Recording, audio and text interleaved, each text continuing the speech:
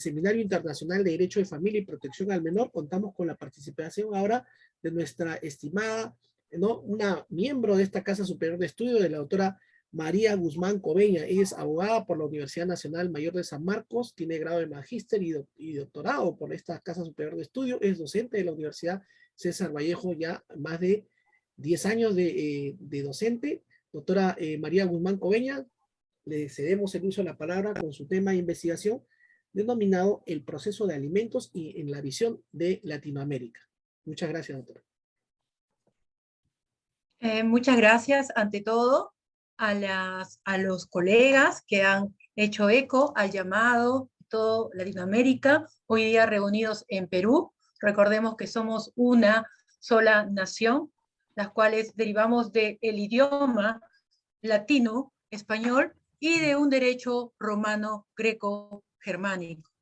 Y agradecerle a los coordinadores, a la doctora Leslie Castro Rodríguez. El tema que hemos escogido en este Seminario Internacional de Derecho de Protección en la Familia es un tema muy candente y que, a pesar de que existe legislación, jurisprudencia, doctrina, casuística, sigue teniendo una problemática. Lo vamos a abordar más que del punto de vista de Perú, vamos a abordarlo de un punto de vista latinoamericano, ¿no? Y empezamos con un pensamiento. Nos dice, una pensión de alimentos digna va a cambiar la vida de un menor. Y mientras esta no sea efectiva, va a ser solamente un sueño para él. ¿Qué es lo que sucede en la realidad? Si bien tenemos el principio de interés superior del niño, que es un principio que inclusive está en las Cortes Internacionales de Derechos Humanos y en las convenciones del niño, este comprende no solamente por parte de los operadores de justicia, poder judicial, instituciones del Estado, sino también una flexibilización de las normas para que se aplique la adecuada interpretación y que prime entre todas las normas el principio del interés superior al niño. Este principio debe dar solución a toda controversia, reclamo. Es de mucha importancia que los niños, niñas y adolescentes tengan un cuidado. ¿De quién?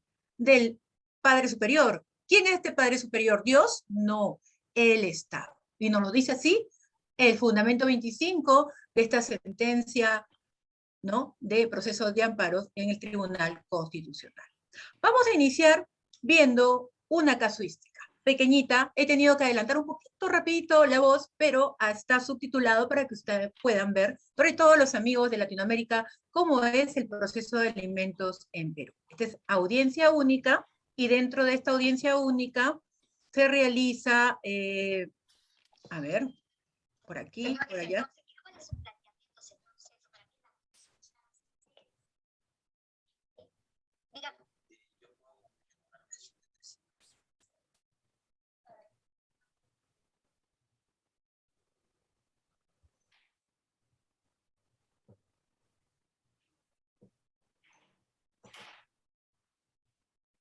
Divide entre 30 días para sus 2 hijas, ¿cuánto sale de alimentos que usted como padre va a proporcionar a favor de sus hijas? Divídenme, por favor, yo le espero. ¿Cuánto es lo que usted va a dar para las 2 diario entre 30 días? Lo que usted dice que puede, y lo que no puede, pues ya verá que Dios le dé el alimento, sino que se puede morir de hambre.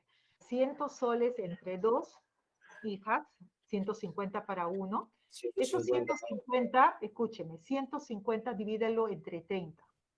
5 soles, pues, un promedio. 5 soles diarios para una de sus hijas. Solamente estamos hablando de la comida, nada más. Ningún cuaderno, ninguna ropa, ninguna enfermedad, ninguna nada. Ok, vamos a correr traslado a la señora para que me diga si está de acuerdo con la pensión que menciona el señor.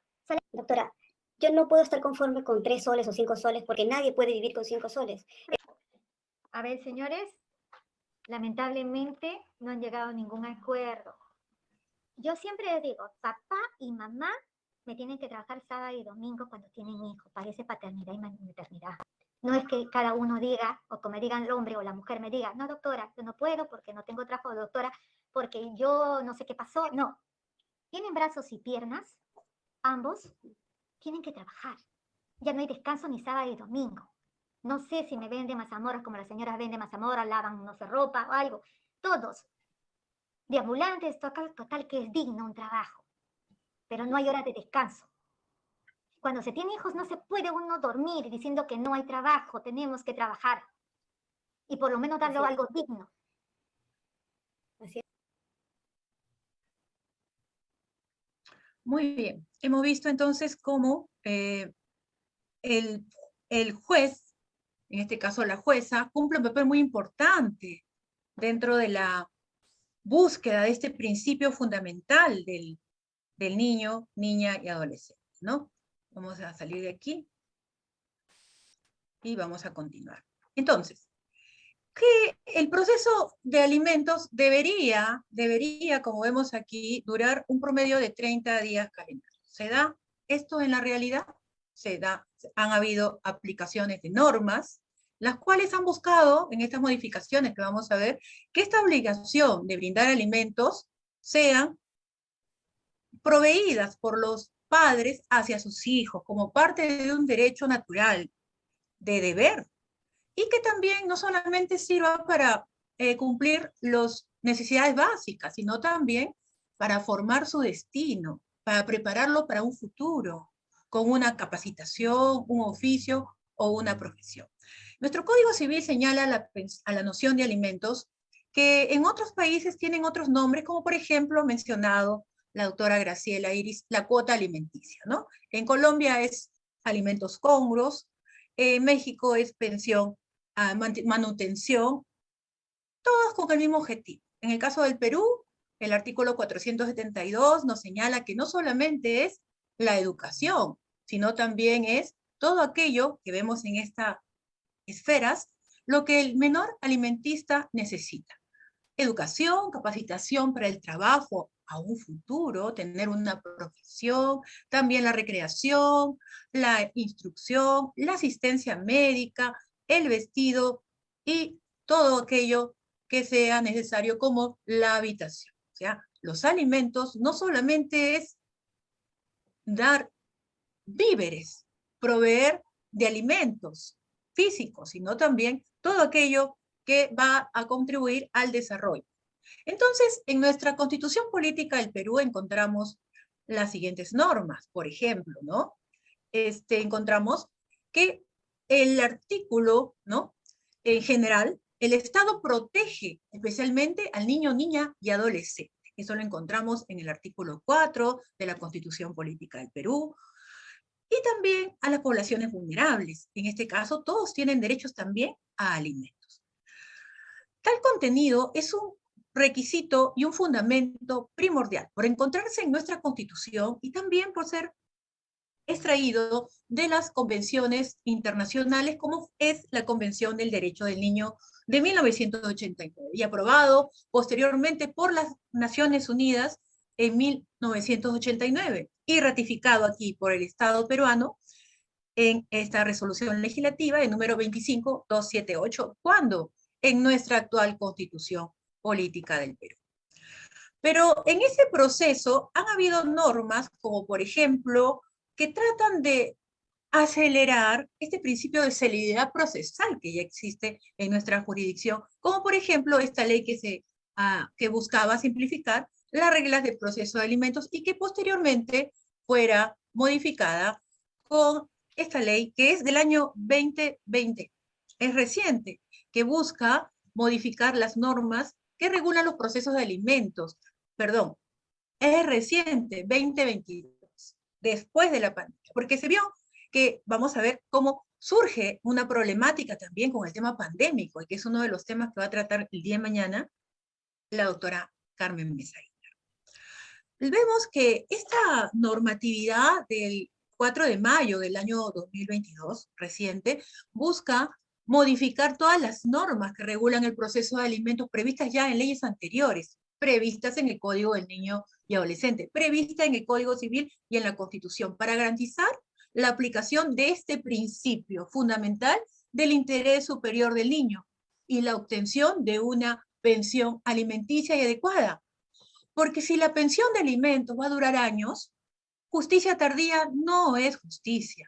Y dentro de ello vemos aquí todas las modificaciones a nuestro Código del Niño, Niña y Adolescente, que busca justamente prever que se pueda iniciar un proceso de alimentos de una manera rápida, por lo que la demanda, una vez que cumple estos requisitos comprendidos en el artículo 424 y 425, que son los requisitos de la demanda, inmediatamente, sin necesidad de postularla con la firma de un abogado, presentará también, se le dará una vez calificada y admitida esta demanda, una asignación anticipada a favor de la demandante o el demandante, ¿no? Entonces, la demanda de alimentos tenemos ahora nuestro SEC, nuestro SINOE, que son las siglas de los sistemas de notificación electrónica, la mesa de parte virtual y también la consulta de expediente judicial.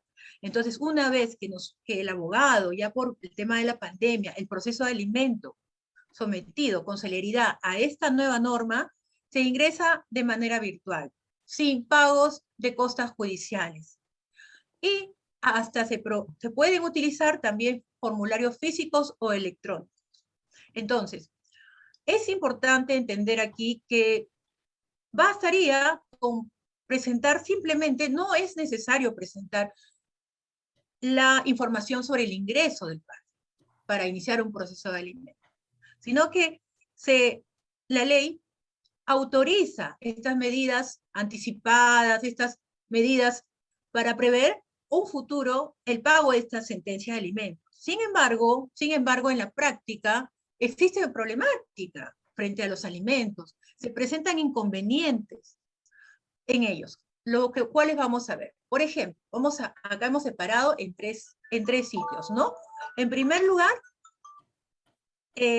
antes o prejudicial, que es la barra que vemos aquí, judicial y luego de la sentencia, ejecución. En estos tres etapas de la búsqueda del proceso de los alimentos, es que encontramos las siguientes problemáticas, ¿no? Por ejemplo, en la etapa prejudicial, ¿qué sucede?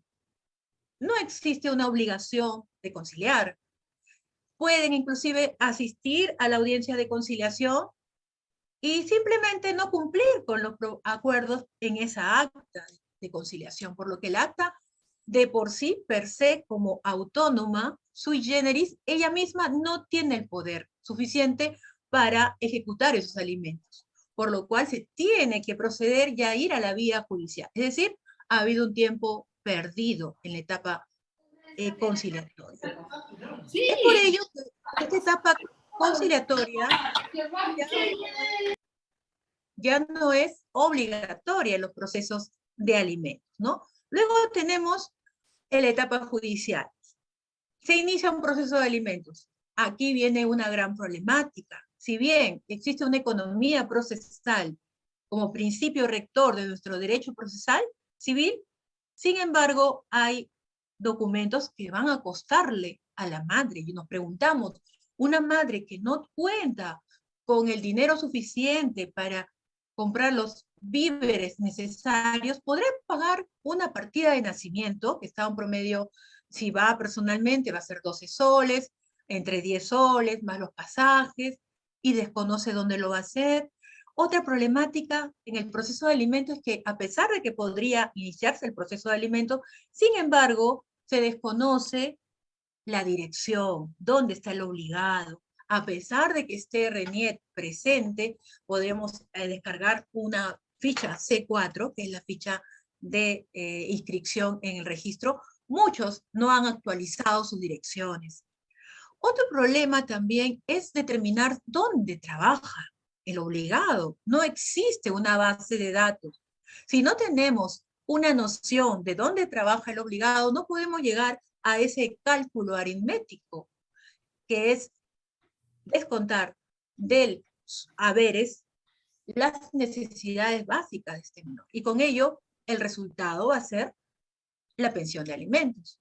Entonces, como se conoce ello, también se puede desconocer y no se va a aplicar las consignaciones.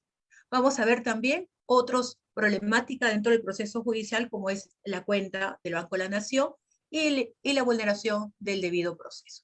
Entonces, salió la sentencia. Se le asigna un monto como pensión alimentaria de manera anticipada y mensual. Pero eso queda allí. Una vez consentida la demanda, vuelve a surgir otra problemática, como es la ejecución de sus alimentos. Entonces, ya no existe el auxilio judicial. En este caso, la madre del menor o la persona en estado de necesidad tendrá que pagar abogados, pagar tasas judiciales. A diferencia de Colombia, por ejemplo, en Colombia todo es gratuito. También la ejecución, también la conciliación, e inclusive un menor de edad puede ir a la comisaría y denunciar ante el guardia de familia, que es una especialidad, su pensión de alimentos. Y en Argentina, por ejemplo, existe el abogado de familia, que también es una especialidad y que apoya representando a esos niños cuyos padres no pueden velar por ellos. Entonces, cuando hay la ejecución, tenemos la imposibilidad de embargar porque no sabemos en dónde está trabajando él. Muchas veces los obligados renuncian, mal asesorados, como una forma de evadir su responsabilidad. Y se da entonces otro proceso ya penal, donde directamente irá al fiscal las liquidaciones de pagos para iniciarse el proceso, el delito, ¿no?, penal ya de omisión asistencia familiar. Y que a pesar de contar con una orden, ¿no?, de requerimiento, una orden de captura de este obligado, caduca a los 6 meses dicha orden, ¿no? Entonces, hay muchos requisitos también, como hemos mencionado, demostrar el estado de necesidad que tiene el hijo alimentista. Y también otra problemática, por la otra parte, de poder demostrar con la carga probatoria dónde trabaja. Pero dígame, señora, ¿dónde están los ingresos? Porque si no, el abogado que defiende al obligado va a decir que con declaración jurada va a avalar en su escrito que él no cuenta con trabajo, que vende mascarillas, que vende helados, que todas las cosas que él se está manejando, por ejemplo, un auto, no es de él, es de la, no sé, una amiga, una pareja, es decir, para deslindar. Y acá viene una gran enseñanza de valores y éticas para los futuros abogados que se están formando en esta casa de estudios. Siempre acceder a la justicia con la verdad y con los valores. Entonces, ahí viene el problema. Por una parte, el obligado alimentista puede mentir en la carga de la prueba, pero nosotros, los litigantes de estas personas, de los solicitantes, los demandantes, de estas madres, hijos, no podemos inventar pruebas, porque inclusive hay una sanción. Entonces, cuando no conocemos, es casi imposible aplicar el artículo 481, porque tendríamos que aplicar una investigación rigurosa sobre el monto del ingreso para poder exigir un monto mayor, porque si no, el juez va a determinar como mínimo 300 soles, como vimos en el caso anterior del video, donde él sabía muy bien, este señor renunció al trabajo, compró una combi a nombre de la amiga, porque seguía casado, y en esa combi hacía, y él decía que era simplemente un cobrador o un chofer, y que a veces era esporádicamente. Entonces, él sabía que podía proponer los 300 soles porque no hay modo de demostrar lo contrario, porque ningún documento de sus bienes está en nombre de él. Otra problemática que encontramos, por ejemplo, se da ya la pensión de alimentos con la sentencia, entonces se va a pedir que se abra una cuenta, a pesar de que el Código Civil, el artículo 566, permite que se ordene al demandado aperturar una cuenta y ponerle en conocimiento, recae exclusivamente en la solicitante, en la demandante, ir físicamente para recibir ese oficio, llevar ese oficio el día que se lo den, que no sabemos cuándo, llevar luego ese oficio al Banco de la Nación para que se aperture una cuenta en el Banco de la Nación y posteriormente presentar otro escrito al Poder Judicial señalando el número de la cuenta que se ha aperturado. Y lo peor que podría pasar es que algunas sentencias, perdón, unos autos admisorios donde se admite la demanda de alimentos nos dice: comuníquese por WhatsApp con el secretario, con el especialista legal para que pueda darle su oficio. Y la búsqueda de ese oficio pareciera más lento que la búsqueda de la sentencia. Entonces, luego de haber enviado al juez en conocimiento el número de cuenta, él hará una resolución y emitirá a la parte, ¿no?, emplazada, al demandado, traslado de esa resolución, señalándole que tiene que abonar allí la cuota alimenticia o la pensión de alimentos, ¿no? Entonces, aunque están exoneradas de impuestos, de pagos, de mantenimientos, estas cuentas del Banco de la Nación, debería ser diferente, ¿no creen?, este procedimiento para poder lograr la efectividad de la pensión de alimentos, donde pueda abonar. Otra problemática también que encontramos, y aquí tenemos jurisprudencia, por ejemplo, la 0299 del 2001 de la Corte de Paita Piura, sobre el derecho del mayor de edad. Y es importante señalar este tema porque nuestro público son jóvenes mayores de edad que están llevando una carrera universitaria, solo que no existe una uniformidad del criterio. Nos dice, el mayor de edad recibe alimentos cuando tenga una capacidad física o mental o cuando esté siguiendo una carrera u oficio de manera exitosa, es el término que usa. Entonces, ¿qué es lo exitoso? Esta resolución, esta sentencia del 299 del año 2001 de Paita, el juez consideró suficiente para la obtención de estos alimentos el promedio ponderado de 11.71.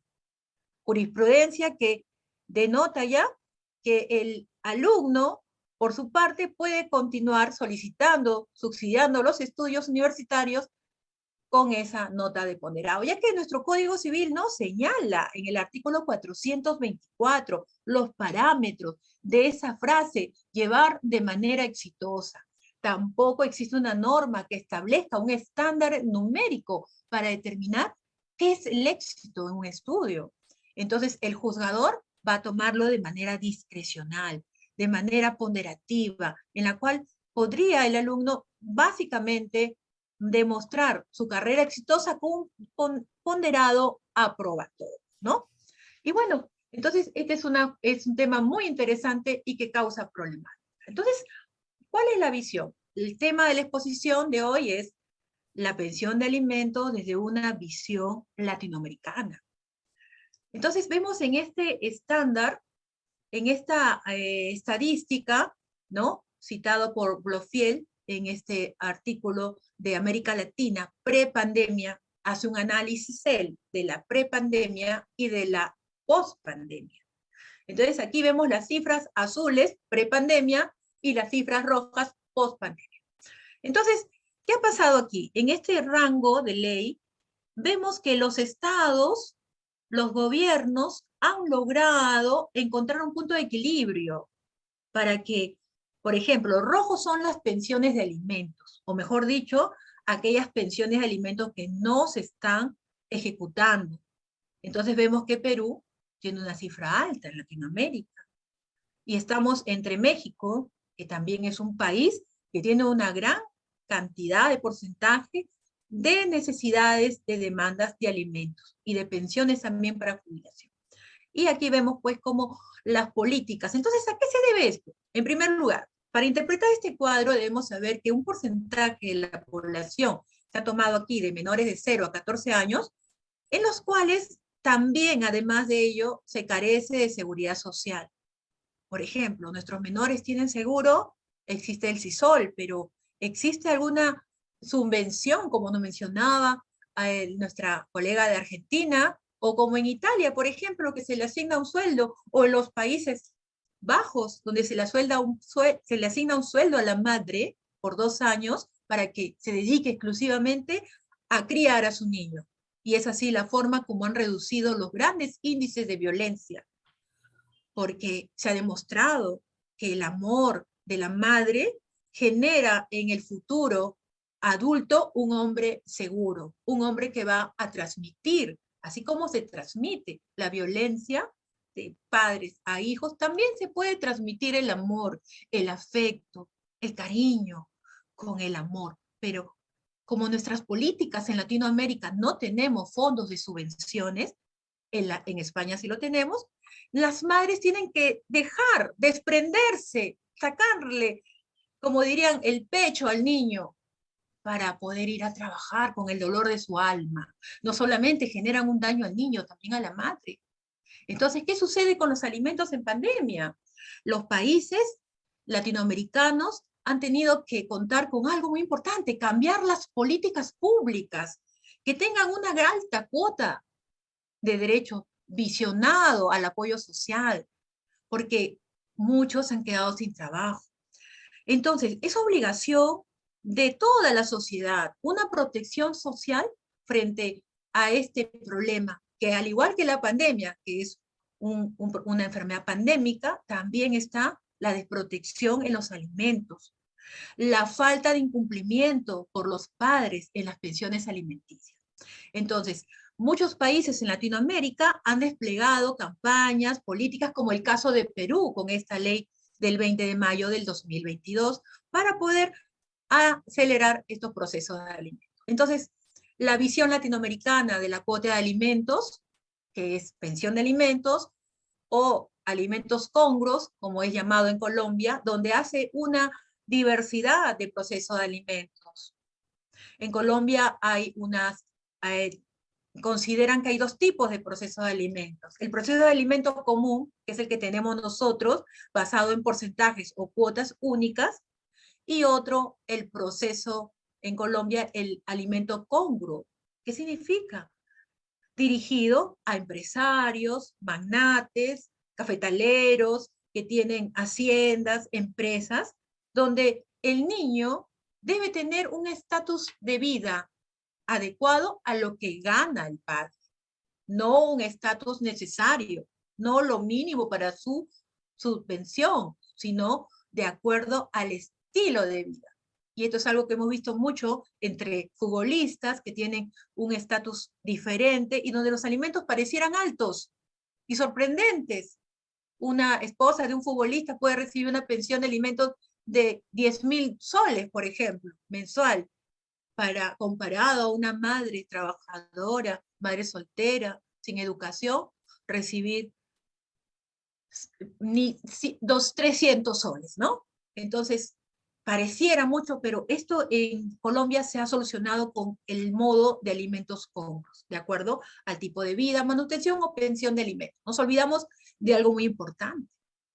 Estos años han habido muchos migrantes y de por sí muchos han migrado a Perú, a Chile, a toda Latinoamérica. ¿Para qué? Para mejorar su condición de vida. Entonces, esta migración ha dificultado el cumplimiento de las obligaciones que ya existían en su país. Por lo cual, los tratados deben reforzarse entre países latinoamericanos, ya que estamos juntos aquí, formar alianzas, hacer un memorándum, un compromiso de ayudarnos, porque Perú tiene dentro del derecho internacional privado firmado ya un acuerdo en el cual señala que en el artículo 27.1 los estados partes reconocen el derecho de todo niño a un nivel de vida adecuado para su desarrollo físico, mental, espiritual, moral y social.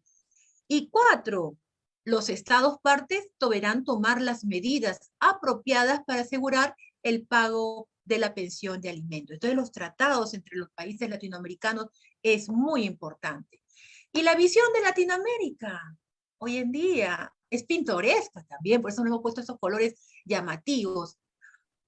Imagínense, en Brasil obligan ya a pasar una pensión de alimentos a las mascotas. Un divorciado que dejó pues a los perritos, ¿no? Al gatito, Y vemos aquí las parejas, los enamorados, ustedes que me están escuchando, le regalan un gatito, un perrito a la enamorada y están terminando al mes. ¿Qué va a pasar con ese animalito?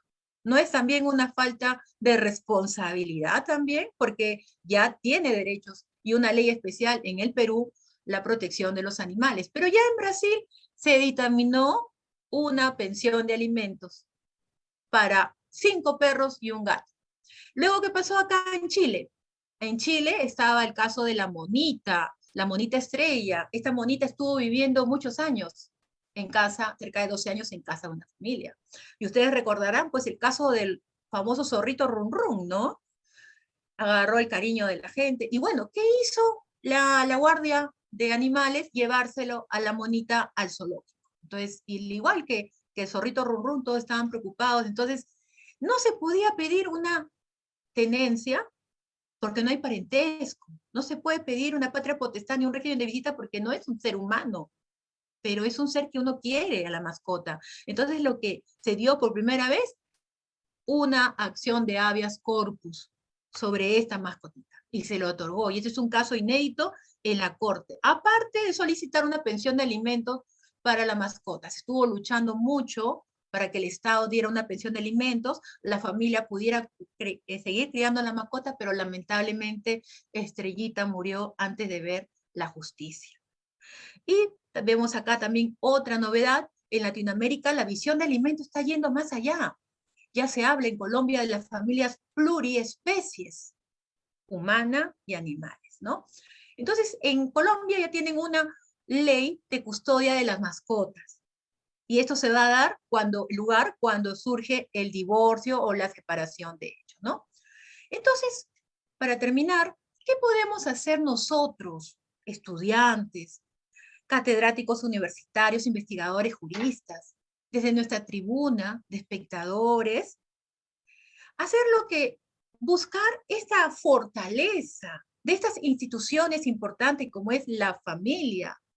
Como principio constitucional, el Estado protege a la familia y por ende los miembros de esa familia que son las madres, los niños, los ancianos, con leyes especiales, la 30364 de la violencia familiar y los miembros integrantes familiar, del grupo familiar, Código del Niño Adolescente, la ley de feminicidio, la protección de los niños y niñas, la no trata de niños y otras más. Entonces, ¿qué se debe buscar en esta especie de simbiosis de estos 3 puntos? Que también exista una participación ciudadana para lograr un Estado social de derecho. Porque si nos están fallando las políticas públicas, nos falla quizás una huelga del Poder Judicial, nos falla la tecnología al aplicar nuestras plataformas virtuales, nuestras mesas de partes, lo que no debe fallar en nuestra sociedad somos nosotros, los que estamos aquí ocupando un papel muy importante, capacitando no solamente a los alumnos, sino también con labores sociales como lo viene realizando la Universidad César Vallejo. En esa imagen captada en la comisaría de aquí, en la comisaría de Caraballo, comisaría del Progreso, salimos a llevar, ¿qué cosa? Apoyo social a través de lo que somos, abogados, a través de difusión, a través de la campaña, concientizarlo de que existe, que no está sola la madre, el niño que necesita alimentos, ¿no? Los invitamos al centro del consultorio jurídico gratuito, asesoramos no solamente en alimentos, sino también que tenemos una capacitación que se da todos los semestres, es decir, 2 veces por año de responsabilidad social, donde los alumnos participan desde ya, desde el segundo ciclo están participando en la comunidad, no son abogados cuando reciben su título en César Vallejo, son abogados desde ya, solamente que le falta la formalidad.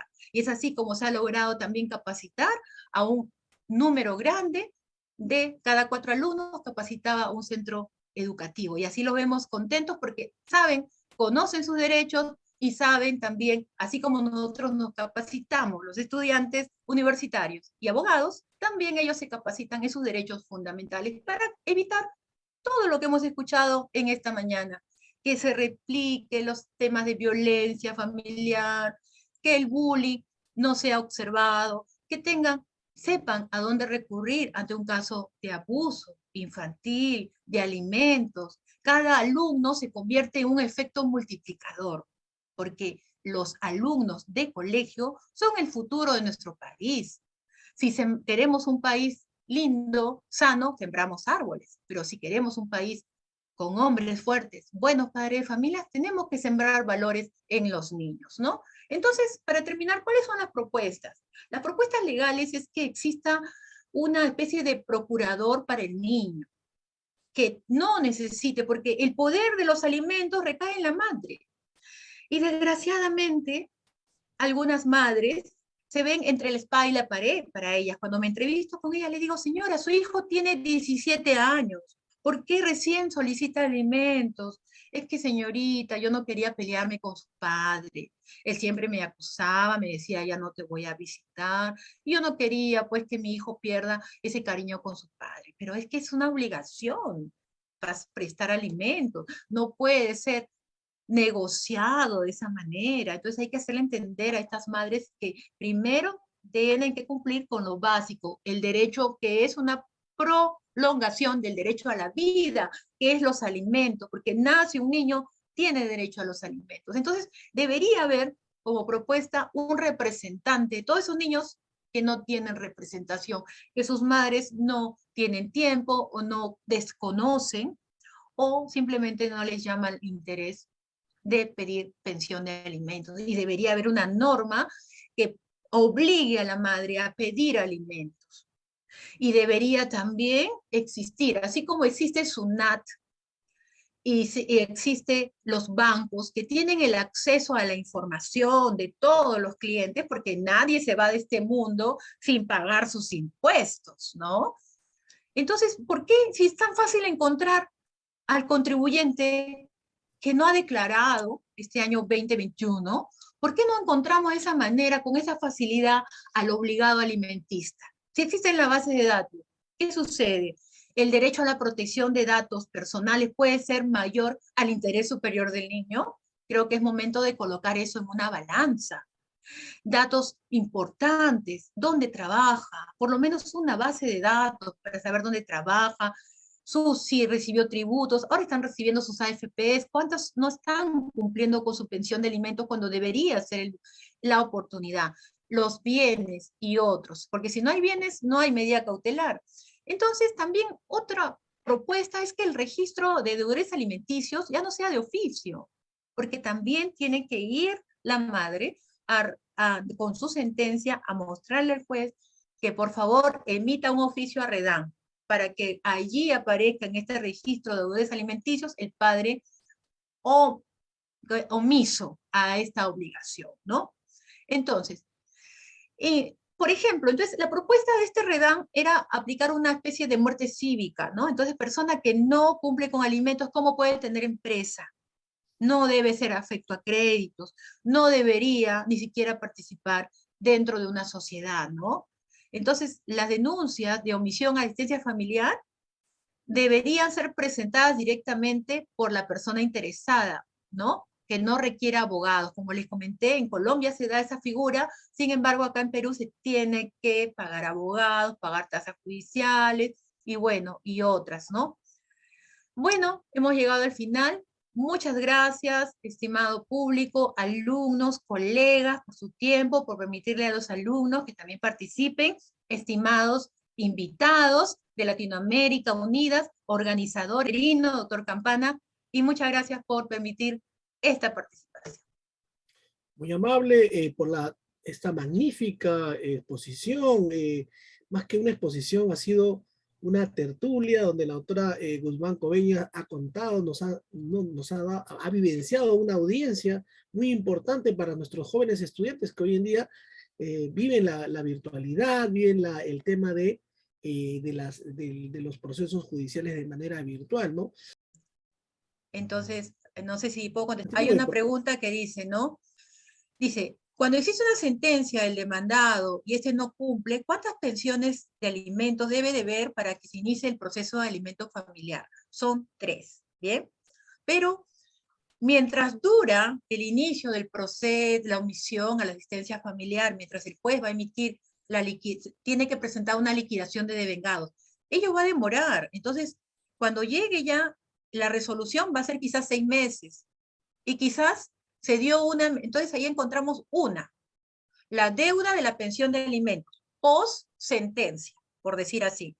Pero pre-sentencia también hay un dinero que se acumula que se llama los devengados, que son las pensiones que no pagó antes que se haga la sentencia, cuando se ofreció o se dio o se admitió una medida cautelar, como una asignación anticipada, ¿no? Y no cumplió. Entonces encontramos 2 montos que por sí ambos se tienen que pagar. No es porque salió la sentencia y se va preso, no paga, igual tiene que pagar. Y también sumado a ello, la liquidación de devengados, que es otro monto. Entonces, ningún niño, desde que se inicia la demanda de alimentos, a partir del día siguiente comienza a computarse. Si se inició la demanda de alimentos en enero y la resolución automisorio salió en abril, desde el 2 de enero comienza a computarse la obligación. Entonces hay que sacar cuentas, estudien matemáticas, chicos, que los veo ahí alejados de los números, para que puedan realizar. Por último, tiene allí el Poder Judicial al especialista, que es el perito en contabilidad, que aceptará pues tu pensión, tu liquidación. Ahora, ¿por qué era importante el oficio? Porque cuando tú vas a solicitar la liquidación, no es que te lo van a dar ahorita, sino que tienes que pedirle al juez que por favor te apruebe tu liquidación, tanto me debe. Y el juez no es que te va a decir, ya, trae acá, págale. No, el juez aplica también el principio de veracidad. ¿Qué hace? Y acá también hay otro cuello de botella. Va a solicitarle con otro oficio para que vaya la señora al juez, al banco, y informe si es que pagó o no pagó. Y si tenía medida cautelar, alguna medida de asignación anticipada, llevar otro oficio al trabajo para que también informe. Así es que esto es un tratamiento, un trámite que casi nunca acaba.